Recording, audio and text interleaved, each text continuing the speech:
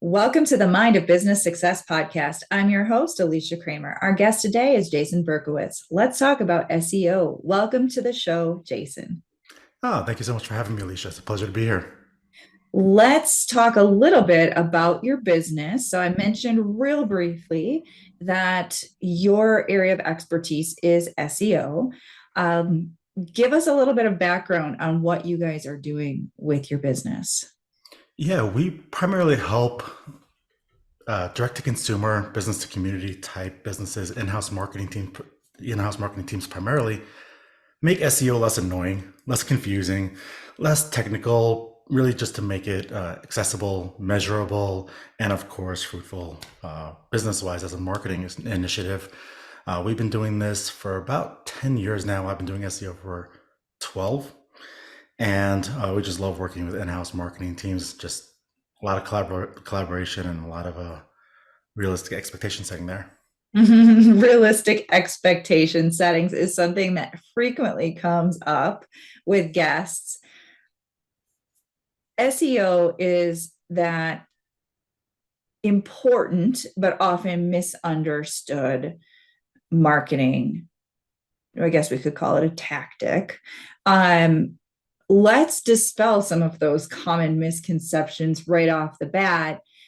Maybe you can also highlight for us the value of it. So, for people who maybe just understand it at a very high level, um, you can clarify a couple of things. Yeah. Yeah, absolutely. I mean, SEO as a whole is the execution process of helping a website become more relevant and trustworthy for a given topic. That topic could be maybe more top of the funnel informational. Someone's just simply looking for an answer to a question, or maybe more bottom of the funnel. They're ready to spend money.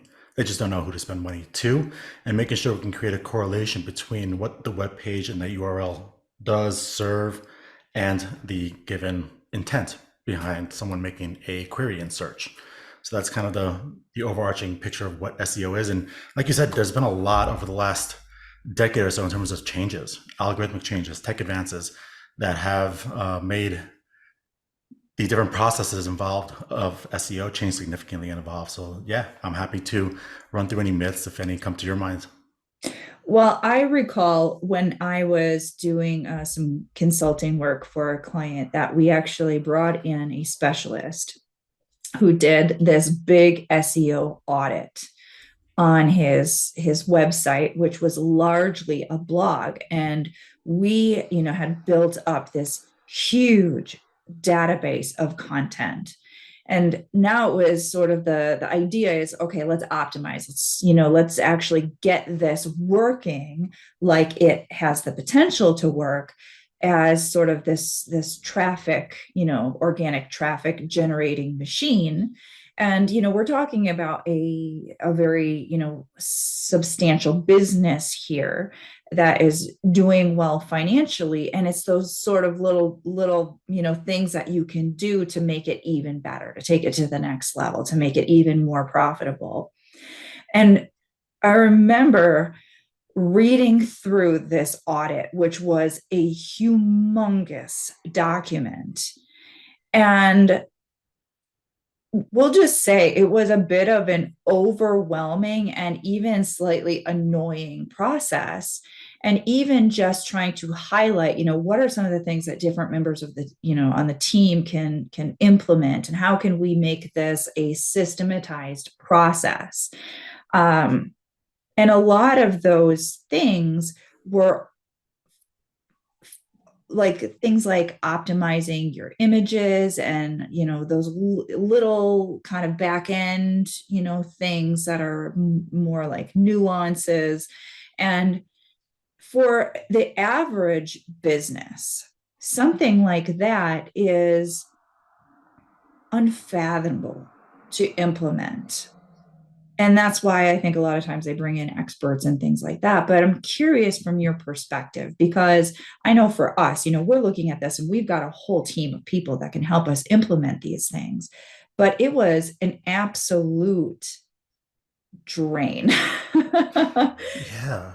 I mean, even So, something like you said, as simple as adding image alt text, which in hindsight is sounds pretty simple, but implementation, especially if there's hundreds of thousands of images on a big site, that's a lot. No, I get exactly what you're saying. So, from a small business owner's perspective, knowing that we have a really substantial variance in terms of who's listening and what type of business they're in, and whether they're more of a brick and mortar business that has an online presence, or they're more of an online business where online is the lifeblood of their business. I know that makes it a little tricky because you're not able to be as specific, but I'm sure there's probably a few things that you could say are fundamentals with respect to SEO. And I don't think anybody else that's been on the show has covered any like tips, like kind of fundamental SEO best practices to make sure you're always doing these few things for your website or for your blog. Are there a couple of those things that you might be willing and able to share with us? Yeah. In a traditional technical SEO audit, you're going to have possibly dozens upon dozens of issues. But again, like you said, due to bandwidth and mental exhaustion, I guess, prioritizing is going to be key. So I would prioritize and bucket into two key areas. First one being users and user experience, and the second one being the search bots. And what can we do to ensure that both on a simple level, the users have a great experience and the search bots can have a great experience, but also create a relevance between a page and a topic. With that, content of the page is always going to be key. Are you matching the specific search intent of the query? If someone's saying, how do I make a blue widget? Selling a blue widget is probably not the right intent because it's a bit more informational. Someone's looking for an answer to a question. So making sure that the content matches the specific topic or reason why someone is going to Google and making a specific search. And then of course, optimizing the page, different sections that would make sense and help explain the answer, the page titles, descriptions, using header tags as a kind of a hierarchical structure. Like H1 is usually the name of the page or the post title, and H2 subsection, and then H3 subsection. Those are kind of the key areas from an on-page SEO level, and of course, performance, making sure your site doesn't load really slow. We don't have, I was actually talking about this the other day, the old school days of dial-up, where we had so much more patience than we do now. We are so spoiled, but with that comes the requirement to ensure that there's some really good loading speeds, not only on the website itself, but even where you're hosting your website can affect loading speeds and time to first byte and the time it takes to actually reach the server and the server to give back information to our browsers. So those are kind of the big things on a basic broad level that are the key areas of on-page SEO. So right now, for all of our non-techie listeners who are like, okay, that is over my head. Yeah. So, I mean, simple level, just making sure that you're matching the intent. Somebody asks, how do I make a blue widget? Make sure you're doing everything you can to properly answer that on the page. And also just look at what the competitors are doing. Are they doing a lot more expansive content, for example? You should probably do as well. Are they answering it in 100 words? Maybe go to 200. let's go on a tangent there a little bit, because one of the things that I think people probably could easily improve right off the bat is exactly what you said.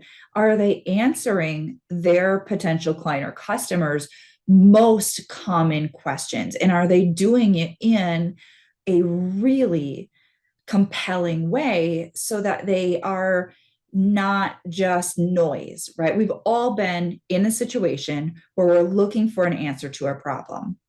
And you type your search into Google and you get this whole list of potential solutions. And then you're kind of scanning through and you're like, okay, well, this looks like it might be what I'm looking for. And so you click on it and you go over to this website, and it's frustrating when it's not actually what you want it to be. And so, you hear people talk about bounce rate and things like that. And I think a lot of that has to do with, you can have a really great ad, but are you actually properly speaking to that person? Or are they just looking somewhere else? Like, "Oh, this isn't it," right? And now, when anyone is doing any type of SEO, the whole purpose of that is to increase revenue, right? To increase business, to get more, not just eyeballs on your site, but potential clients and customers, even if it's in the early stages of the life cycle of that potential client or customer. So when you're, and I know you work with these other agencies, right? So you're kind of helping other agencies to do this work. um, but that's kind of the point of all of what you're doing, right? Is you're helping businesses essentially to create the content in such a way that, like you said, is going to be a positive user experience, and also is going to have the functionality that it needs from like the back end, search engine perspective, so that your stuff is even seen by the person who is then hopefully going to have a positive experience and want to go further with that particular business. Yeah, absolutely. I mean, just taking a step back and first identifying the intent behind a specific search query. Maybe logic will tell us that someone's typing this in a buttload of times. Just typing it into Google and seeing the type of results that appear. Is it service pages? Is it product pages? Is it content? That kind of tells you what Google believes to be the proper intent as to why somebody might be making the search. And then, yeah, really honing in on that as best as possible, using that as an opportunity to showcase your expertise, your value, your market differentiators, why you're better than your competitors, and why someone should essentially enter maybe your user funnel. They come in through a contact, through an information piece, then they sign up to your newsletter, then they get hit with your retargeting emails and retargeting ads, just entering the funnel, really using that as an opportunity to showcase value. Love it. I'm going to switch gears a little bit because I love to talk to my guests who are successful business owners about their own mindset journey to get to where they are today. So, every one of us, we all have our hangups, our stuff, our old limiting beliefs, our old shitty self image that does not match the goals that we're setting for ourselves. And so this is an ongoing, ever evolving journey. And I'm curious if there is one particular mindset challenge that you'd be willing to share with us that you personally have had to overcome on your journey to get to where you are today. I think you mentioned it. Like, in a way, cognitive biases. Our brain will tell us to do one thing, even though we also aren't sure if it's correct, if it's right or wrong. And you only know until you either take action on it and believe it or you don't believe it. But I think, we are our own worst enemies, especially where everything now is digital. And I don't really do as much social media as I used to, just because it leads to kind of a comparative style mindset, I think, sometimes, where you're always looking at everyone's best face and you want to be like, oh my God, this is super stereotypical. I'm not on a private jet, as an example. That's been the big one, is focusing on yourself and limiting cognitive biases. Being aware first of what cognitive biases exist. There's a lot of information online about it. Seeing what you feel you might fall into, and then just being aware. That's like the biggest thing. Just being aware of different biases, and then when you might think or act on something, I'm probably wrong. That's bad. Just being keen there.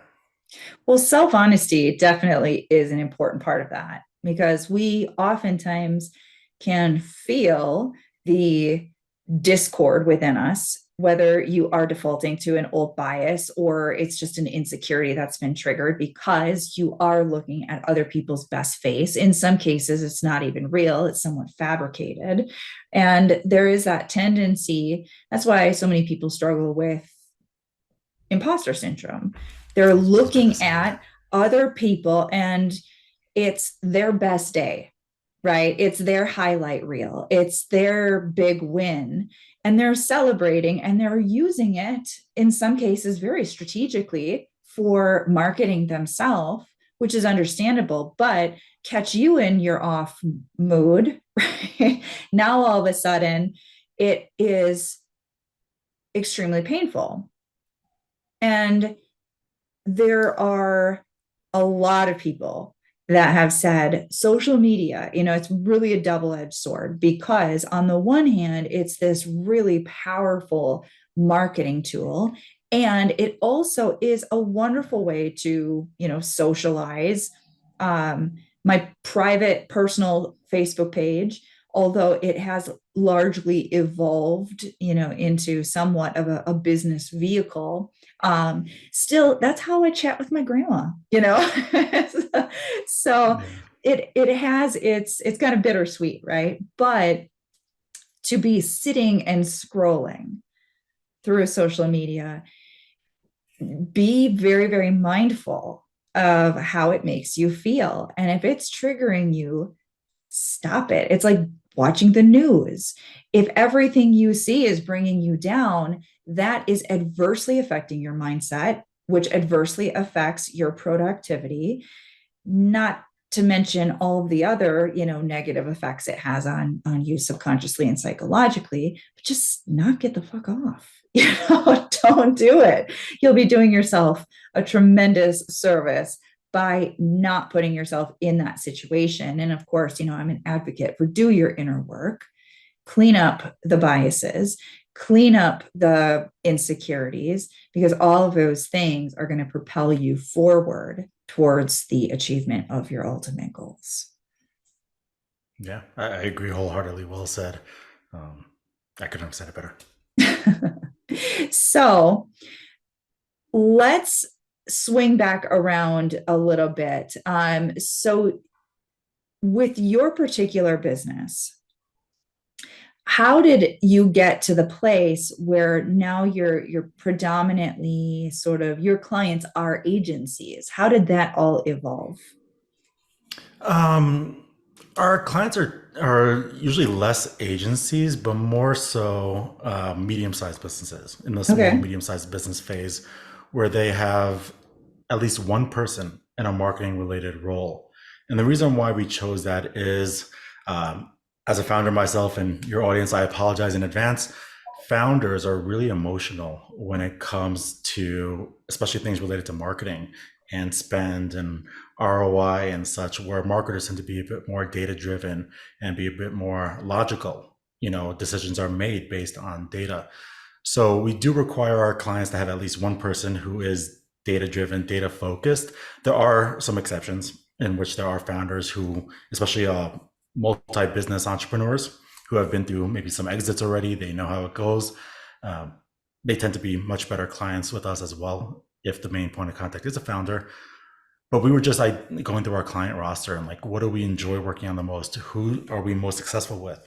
Who has the best type of collaboration? And those tend to be in-house marketing teams that also want to look like the hero in their company. So that's what we aim to do, is make them look really good to their bosses and give them the information that they need to report insights back without, like I said earlier, the technical SEO jargon that doesn't really make sense to the normal person. There was a nugget of gold in there. If people didn't pick it up, I'm going to just revisit it briefly because you had made a really important point that for a lot of business owners, they they're the creative, they're the service provider, they're the more emotionally involved one in the business.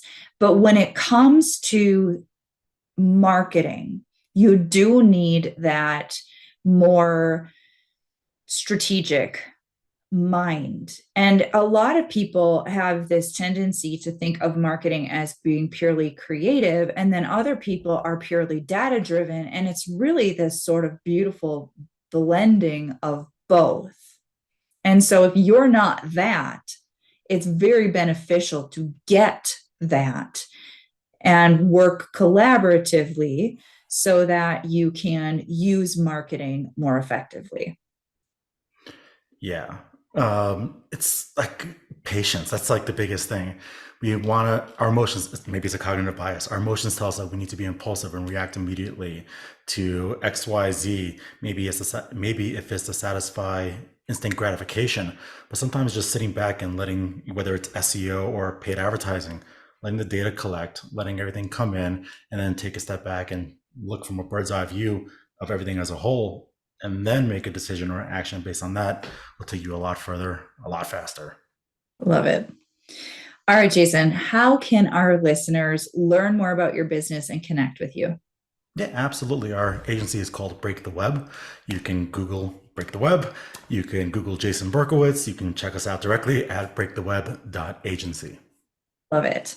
I want to thank you so much for being with us.